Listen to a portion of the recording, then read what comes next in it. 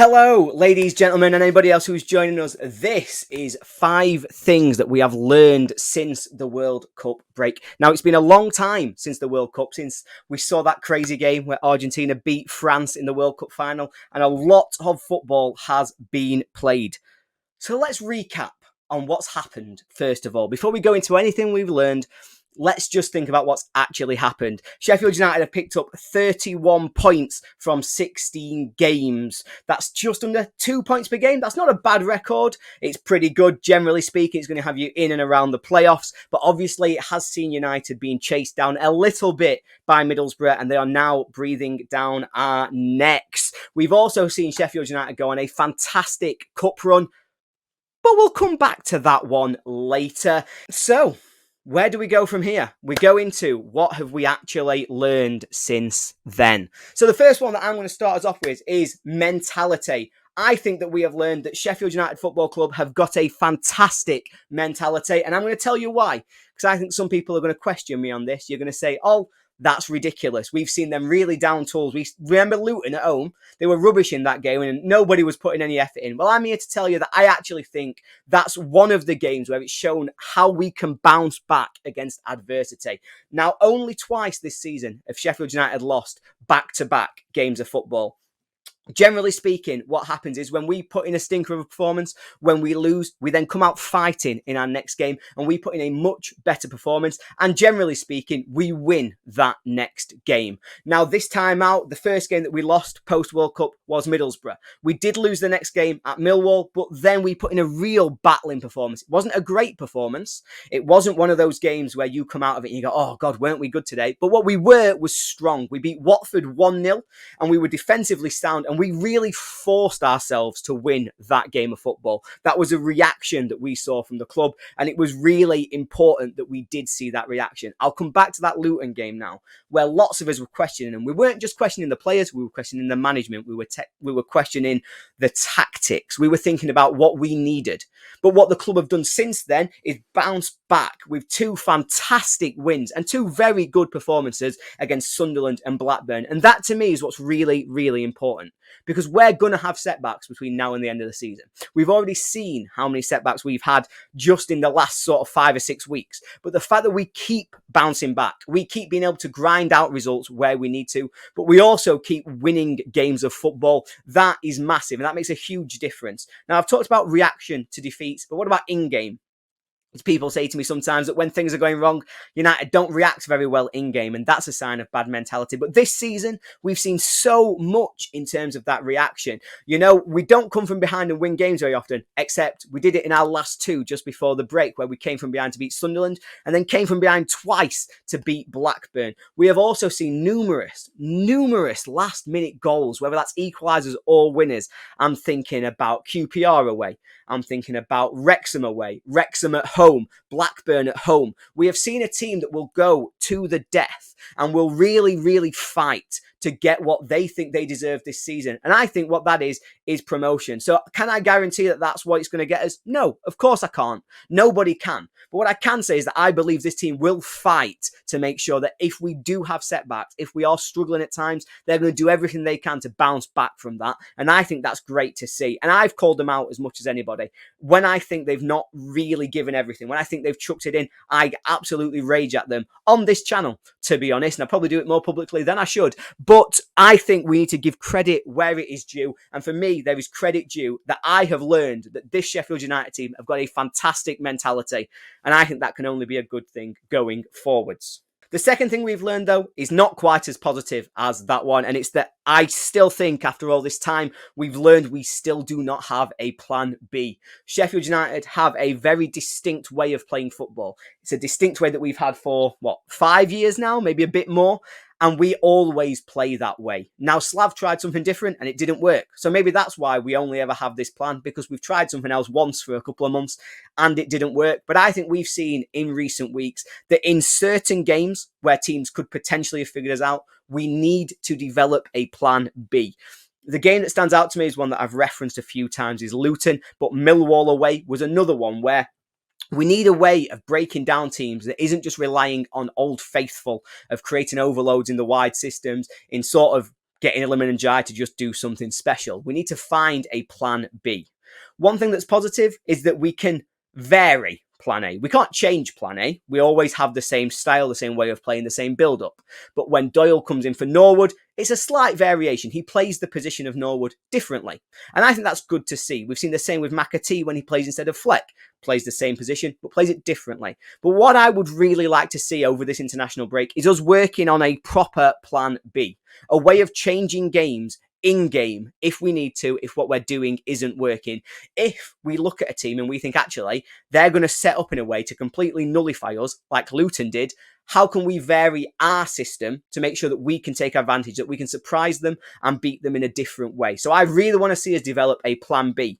Because while it's been the same for 5 years, this is the first time under Heckingbottom that we've ever even had moments where plan A hasn't worked. And I want him to show me that he can develop a plan B, because right now, what I've learned is that we still do not have a plan B for how to play football. The third thing that we've learned, and this is another one that unfortunately I don't want to talk about, but thus is life when you do this on YouTube. You kind of have to talk about things, because if I didn't, it'd be a pretty boring video. And I think what we've learned is that there are some players who very sadly are coming to the end of their time at Sheffield United, or potentially in their careers, mainly due to age, due to injury, and due to other things that have affected them.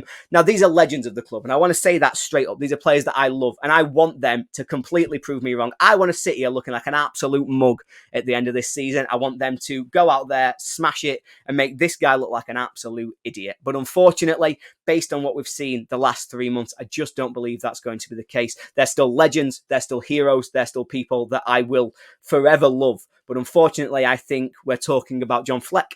I think we're talking about 𝗵𝗱𝗶𝗶, and I think we're possibly talking about Chris Basham coming to the end of their time as first teamers at Sheffield United. I'm not saying there's no role for them anywhere. I want them to stay forever. They can be coaches, they can be squad members. I just think in terms of their impact on the first team, it's potentially coming to the end of their time at Sheffield United. And I say that because we have numerous different things that are impacting it. So for John Fleck, it's been injuries. And we've known for numerous seasons now that injuries have really affected him. And he's never really been able to come back to us fully fit.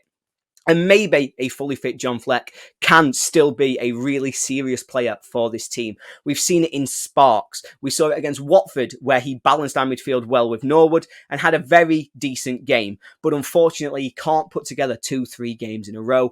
And some games he's just being completely bypassed and looking completely out of it. And it's a shame, because he's been a legend, giving us some of our fantastic moments as United fans. I'm talking about in the Premier League against Burnley, when we just battered them and he was fantastic. I'm talking about Hillsborough when he scores that opening goal. He has got all of our thanks, all of our love, but unfortunately it might be time. And the same for 𝗵𝗱𝗶𝗶. He's been a fantastic player. We all know the amazing things that he has done for Sheffield United, and he will forever be.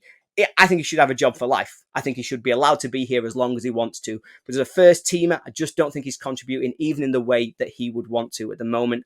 I myself put out on Twitter fairly recently about his record. He's got a fantastic record for United.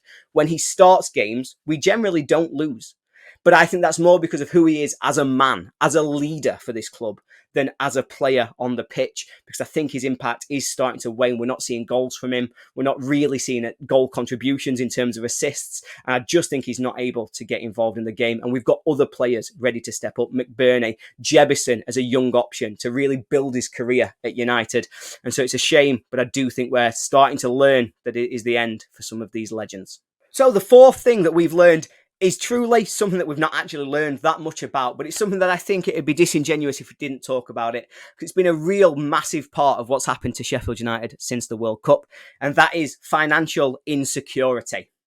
And I say that because we've had lots of reports coming out in a number of different ways, and all of us would say we've learned something about how at risk Sheffield United are if they don't get promoted in particular.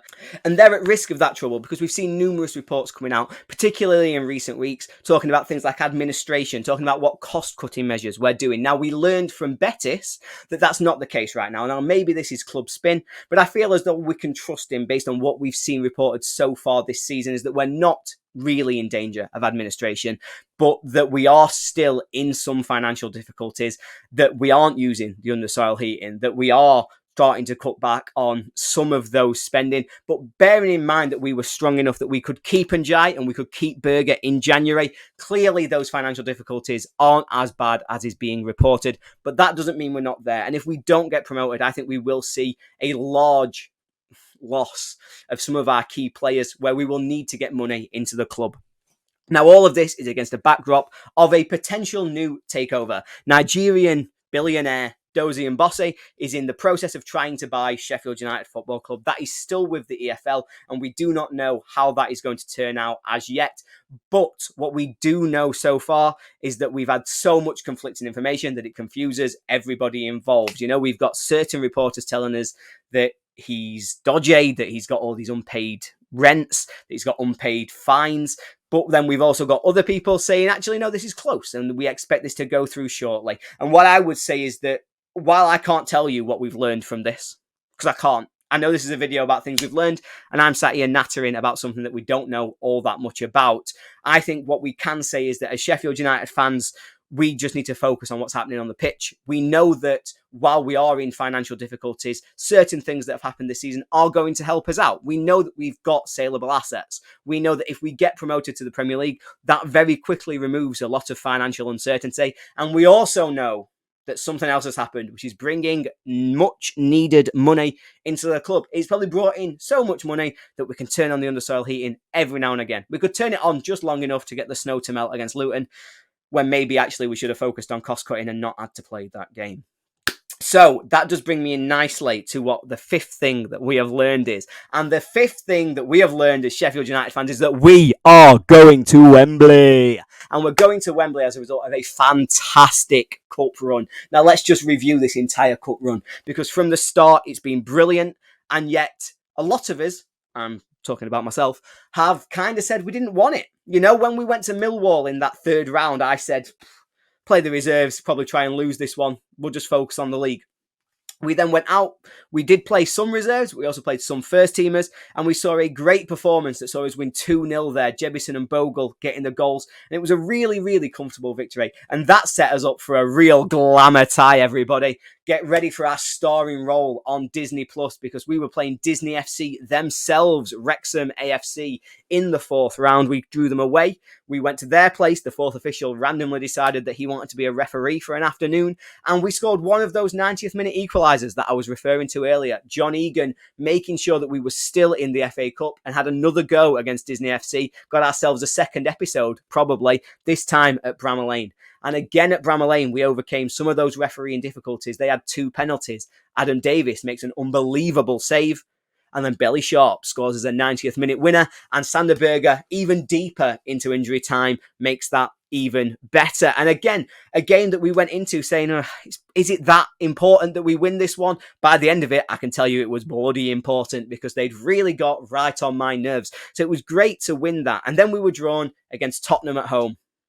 And once again, I'm talking for myself, and you thought, well, it'd be nice to have a go at them, but probably focus on the league, particularly because at this point, Middlesbrough were starting to come up to us. They were starting to just get a little bit of steam. You thought that maybe we wanted to focus on keeping that league form going. Instead, what we did is made lots of changes, played our reserves, and put in an unbelievable performance. They had some of their really key men. You know, Sons played 90 minutes, and yet we've just kept them so quiet. They couldn't get through us because we were so defensively organised. We put in a fantastic performance, and 𝗏𝗏𝗀𝗏𝗏𝗏, and Jai, with a moment of magic, took us to the quarter-finals. What a run it was, even to there, never mind this game. And this game was fantastic. I mean, we played Blackburn at Bramall Lane. It was the last game before the international break, so I'm sure you all remember it at the point that this video is coming out. And it was an absolute classic, one for the ages, and just a fantastic all-timer at Bramall Lane. It was just such an enjoyable afternoon of football. From the neutrals' perspective, they will have loved it because it was end-to-end. It was chaotic. You know, we had a VAR intervention. We had goal line clearances. We had bad one-on-one misses. But ultimately, we had a 90th minute winner from Tommy Doyle, sending Sheffield United to Wembley. And it's just heartbreaking that Tommy Doyle, having scored that goal, having been such a good player through the game as well, isn't going to be able to take the field because we will be playing Manchester City, the club that he is on loan at Sheffield United from. And that is a real shame. But I still think that how good this run has been for Sheffield United can't be overstated.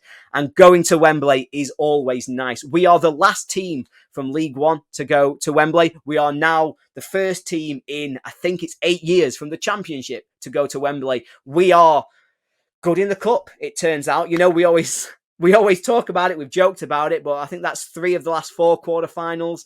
From outside the Premier League, not many people have a better record than we do in the FA Cup. Let's hope we can go one better, but let's probably not hold our breath. Because, again, we're playing Manchester City. Maybe Haaland gets injured. Who knows? Man can dream, right? But that does bring me on to a bonus 6th. And I always like to give you a bonus 6th when we're doing these videos. And the bonus 6th this time is we've learned how important the Sheffield United fans are. A lot of us knew it anyway. We knew how good we could be. We know how we can just turn draws into wins. We saw it under Wilder, and he talked about it a lot, that once we were gone, the impact on that team wasn't different. But in this cup run, we've seen that we have a huge part to play, because when we get behind them, not many teams can come and can beat us. And also, not many clubs can make the same amount of noise that we do, because we are a bunch of noisy people. But yeah, just fantastic. And I think that's the main thing here, is that we've got 9 games left. We've got plus however many we play in the FA Cup. It's going to be 1. But we can make a huge difference to that. So we need to be loud. We need to force them over the line. And hopefully, in 9 games' time, I'm sat here telling you that I've learned Sheffield United are a Premier League team. Maybe I'll be telling you that I've learned that we are FA Cup winners. That seems a little less likely. But we all want to dream. Thanks for watching, everybody. Up the Blades.